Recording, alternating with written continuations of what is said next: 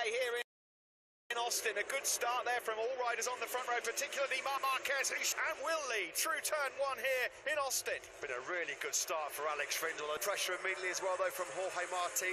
Rins started 7th, he's inside that top 4 already. Perfectly, he leads from the championship leader, Fabio Quartararo. Bagnaia then in 3rd. There is Alex. Places, Rins is really aggressive here early on. He's now up into the podium places, up the inside of Bagnaia already. The crest through turn 10. We're just going to perfect start, and now then can he execute plan A? Pecco Bagnaia thought that he'd get his head through there into turn 15 as he tries to keep the pressure on Pecco Bagnaia. By the 2019 Texas winner, 7th he started, and he's already clawed his way up inside that top 3. Old man Bagnaia in 4th place. Bagnaia coming under pressure further back half the race, perhaps when some of the grip ahead of him fades. Marquez then in position A. Quartararo.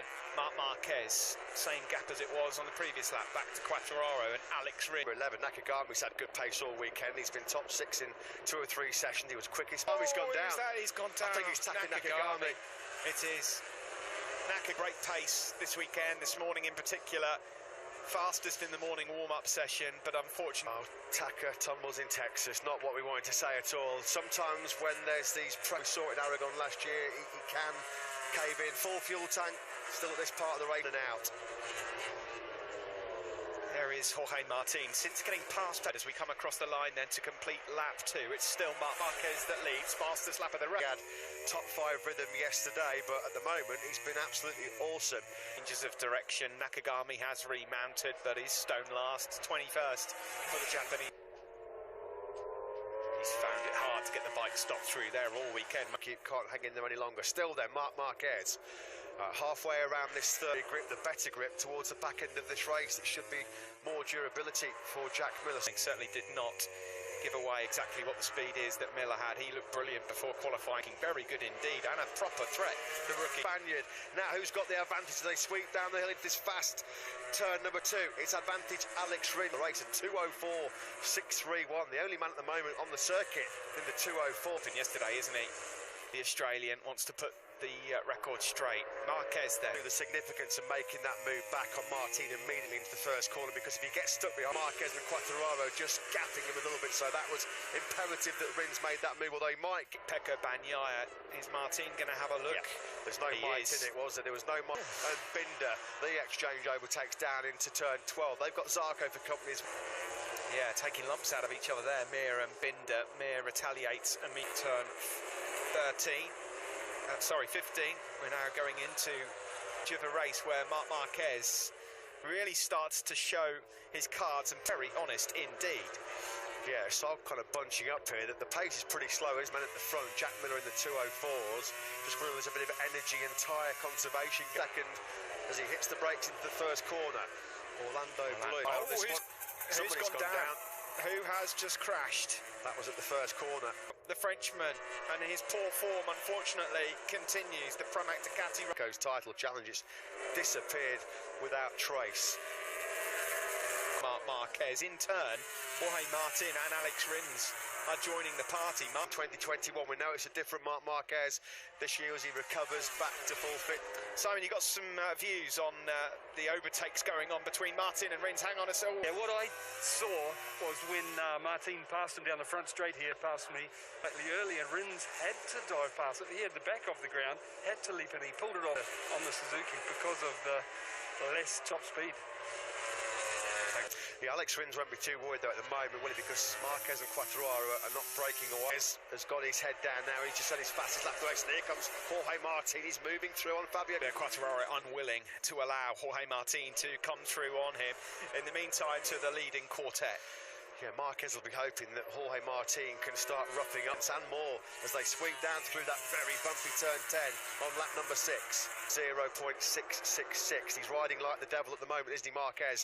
This is a skin already in this first 2 sectors on this 6th lap. He's nearly a second clear now of the Frenchman. Miller has gone through, crucially, on Alex Rins. This is a great fight through the pack from the Australian. Belly after what happened in qualifying yesterday. It's a premature end to the race for 31. And it's been a real bitterly disappointing recent run. It's now just, well, no top 10.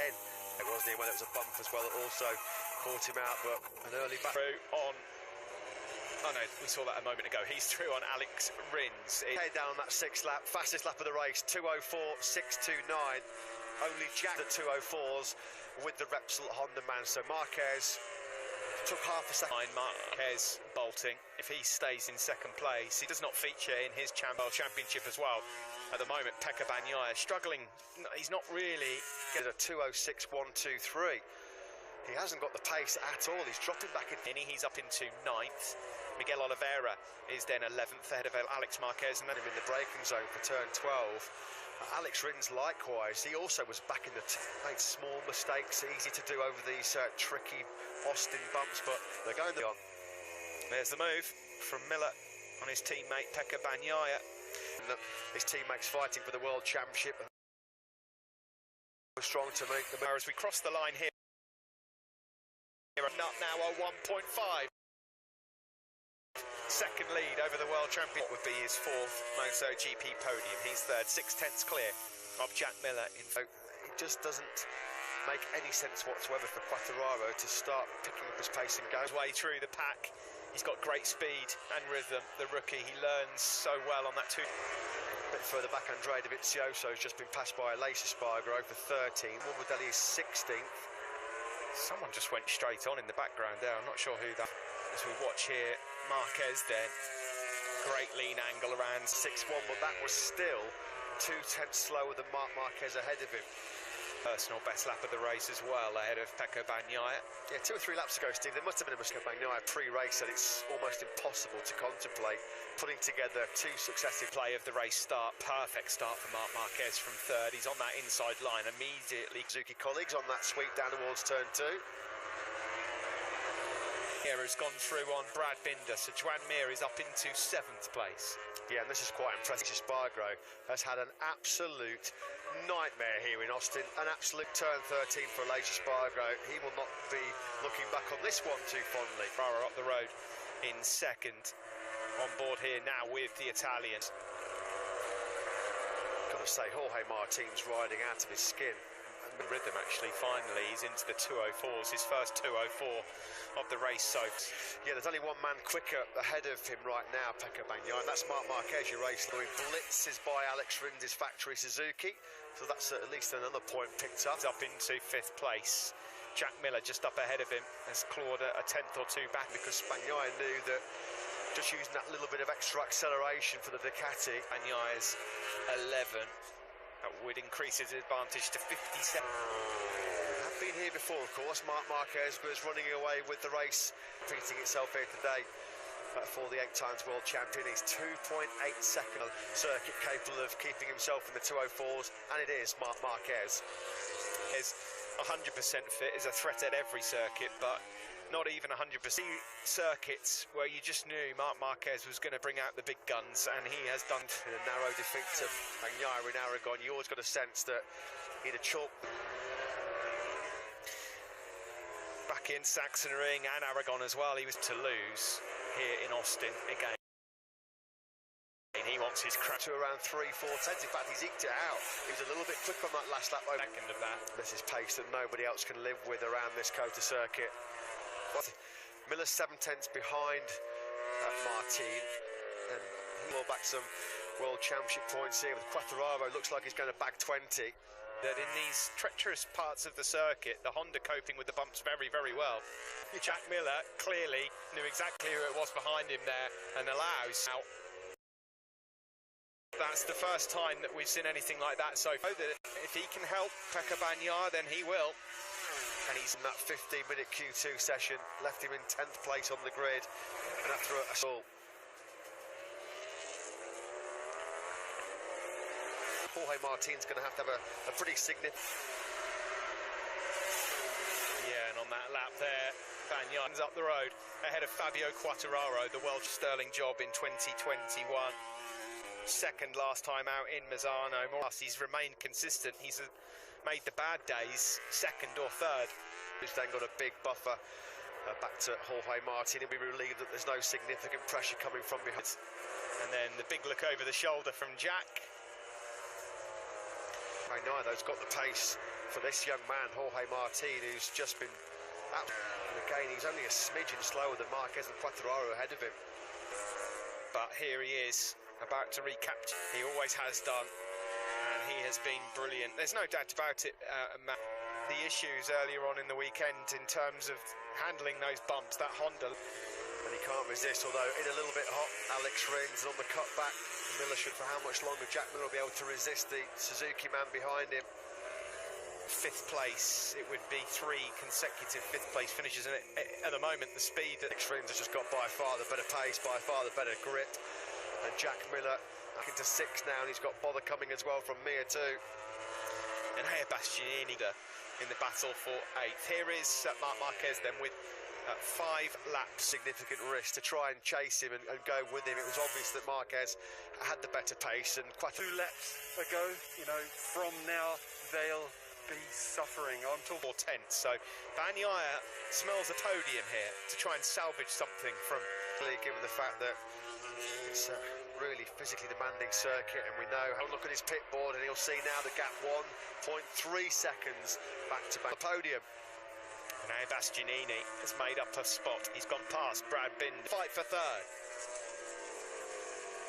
Is he tiring now then, Jorge? the most physical, I'd say definitely the most physical track on the calendar, and as a rookie you use less of the machine, you use more of your body to do this. Ultimately, Jorge Martin, a valiant effort from the rookie. It seemed like he was looking down at the dash.